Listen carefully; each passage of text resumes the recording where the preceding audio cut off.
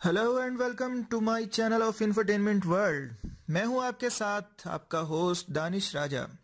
करते हैं कुछ बॉलीवुड की बातें जनाब।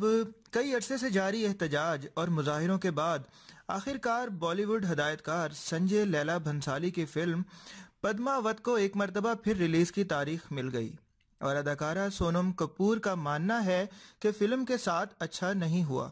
अदाकारा सोनम कपूर ने अपने इंटरव्यू में फिल्म के हदायतकार संजय लैला भंसाली को पद्मावत की कामयाबी की उम्मीद दिलाते हुए कहा है कि उम्मीद है कि किसी और फिल्म को इन मसाइल का सामना न करना पड़े जिनका सामना पद्मावत को करना पड़ा।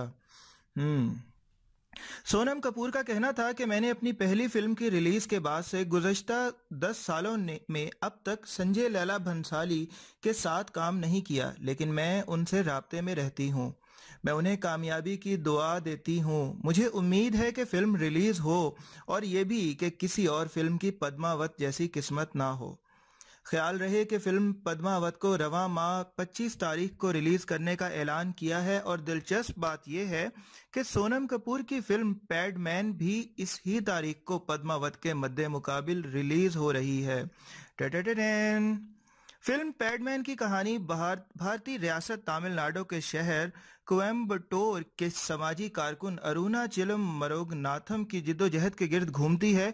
अरुणाचलम मरोगनाथम ने अपने इलाके में महदूद वसाइल और बेशुमार मसाइल के बावजूद खवातीन के लिए माहौल दोस्त सैनिटरी पैड्स बनाए और उन्हें शर्मसारी से महफूज किया। हमारे साथ रहिएगा, एक और न्यूज़ के साथ हाजिर होंगे कुछ देर के बाद और मैं उम्मीद करता हूं कि मेरे चैनल को ज़रूर सब्सक्राइब कीजिएगा। आप लोग इजाज़त दीजिए, टेक केयर, बाय बाय।